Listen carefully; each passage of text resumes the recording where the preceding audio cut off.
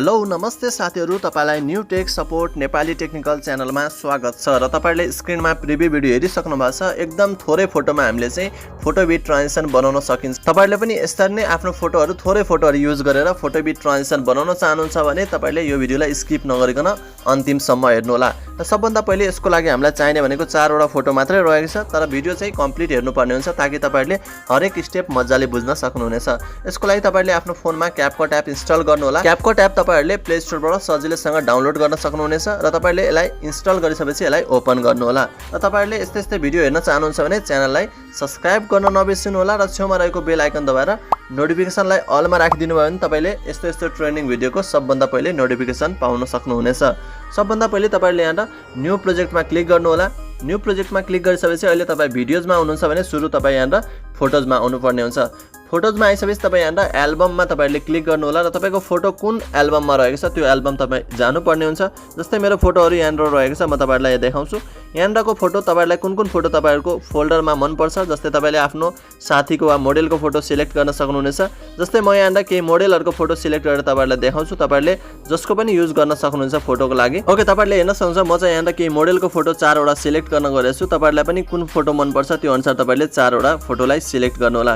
यसरी 4 वटा फोटोलाई तपाईले सिलेक्ट गरिसकेपछि यसलाई तपाईले एड गर्नु होला। एड गरिसकेपछि अब तपाईले यसको साइज मिलाउनु पर्ने हुन्छ, किनभने सबै फोटोको साइज एउटै छैन। त्यसको लागि तपाई यहाँ तल फर्मेट भन्ने अप्सन पाउन सक्नुहुन्छ। फर्मेट भन्ने अप्सनमा जानु होला। फर्मेट भन्ने अप्सनमा गइसकेपछि तपाई यहाँ 9:16 रेशियो सिलेक्ट गर्नु होला। यति सिलेक्ट गरिसकेपछि तपाईले फोटोलाई सिलेक्ट गरेर यसरी जुम गरेर स्क्रिनमा यसरी फिट गर्नु होला। तपाईलाई कतिको चाहिन्छ त्यो अनुसार यसलाई एडजस्ट गर्न सक्नुहुनेछ। ओके, फाइनली हेर्न सक्नुहुन्छ म चाहिँ सम्पूर्ण फोटोहरुलाई चाहिँ तपाईहरुलाई यसरी जुम गरेर स्क्रिनमा फिट गर्छु। तपाईहरुले पनि कतिको साइज राख्ने त्यो अनुसार चाहिँ यसरी जुम गरेर स्क्रिनमा फिट गर्नु होला। यसपछिको स्टेप भनेको हामीले सम्पूर्णको ड्युरेसन राख्न गइरहेछौँ। ड्युरेसनको लागि सबभन्दा पहिलो फर्स्ट फोटोलाई सिलेक्ट गर्नु होला। यो फोटोलाई तपाईले बढाउँदै जानुभयो भने तपाईले यहाँ हेर्न सक्नुहुन्छ तपाईले 8.9 सेकेन्ड चाहिँ तपाईले ड्युरेसन फर्स्ट फोटोको राख्नुपर्ने हुन्छ। ओके, हेर्न सक्नुहुन्छ 8.9 सेकेन्ड मैले राखिदिइसकेको छु। यसैगरी तपाईले सेकेन्ड फोटो सिलेक्ट गर्नु होला। यसको ड्युरेसन तपाईले 0.4 सेकेन्ड राख्नुपर्ने हुन्छ। त्यसको लागि तपाईले अलिकति यसरी जुम गर्नुभयो भने बल्ल तपाईले 0.4 सेकेन्ड सजिलोसँग राख्न सक्नुहुनेछ। यसपछि तपाईले अर्को फोटो सिलेक्ट गर्नु होला। यसको ड्युरेसन तपाईले 0.8 सेकेन्ड राख्नु होला। 0.8 सेकेन्ड राखिसकेपछि त्यसपछिको लास्ट फोटो रहेको छ, यसको ड्युरेसन तपाईले 3.0 सेकेन्ड नै राखिदिनु होला। यति भइसकेपछि अब हाम्रो ड्युरेसनको काम सकिसकेको छ। ड्युरेसन पछि तपाईले यसको एनिमेसनहरु राख्नुपर्ने हुन्छ। सबभन्दा पहिलो फोटोलाई तपाईले केही एनिमेसन दिनु पर्दैन, यसको लागि तपाई छोड्दिनु होला। त्यसपछि तपाई सेकेन्ड फोटोमा आउनु होला। सेकेन्ड फोटोलाई सिलेक्ट गर्नु होला। सेकेन्ड फोटोलाई सिलेक्ट गरिसकेपछि एनिमेसनमा जानु होला। एनिमेसनमा गइसकेपछि तपाईले कोम्बोमा जानु होला।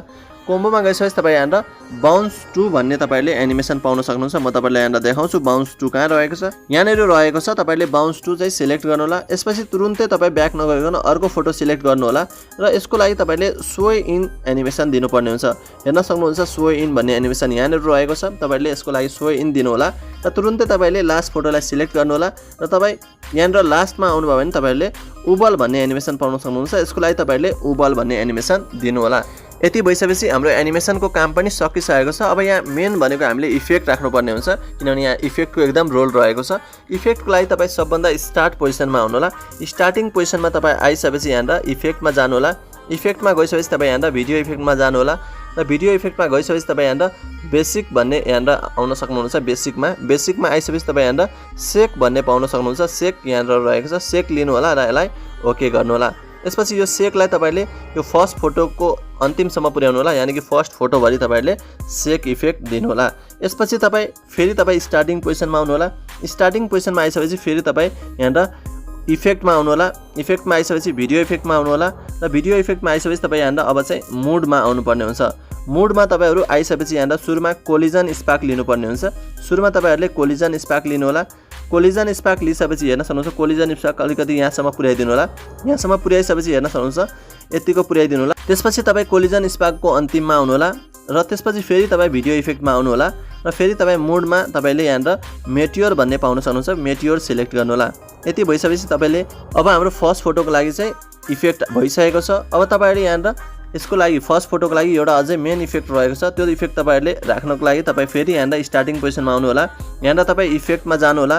भिडियो इफेक्टमा जानु होला र तपाईँ यहाँ बेसिकमा तपाईले बेसिकमा पाउन सक्नुहुन्छ। यो पनि बेसिकमा आएर तपाईले यहाँ पोर्ट्रेट ओपन भन्ने पाउन सक्नुहुन्छ। तपाईले पोर्ट्रेट ओपन सिलेक्ट गर्नु होला र तपाईले यो पोर्ट्रेट ओपनलाई पनि तपाईले अन्तिमसम्म पुर्याइदिनु होला। हेर्न सक्नुहुन्छ तपाईले यो पोर्ट्रेट ओपनलाई पनि म अन्तिमसम्म पुर्याइदिएको छु, यानी कि फर्स्ट फोटो भरि मैले चाहिँ यहाँ राखिदिसकेको छु। यति भइसकेपछि अब तपाईँ यहाँ लास्ट फोटोको स्टार्टिङमा आउनु होला, यानी कि लास्ट फोटोको सुरुमा आउनु होला।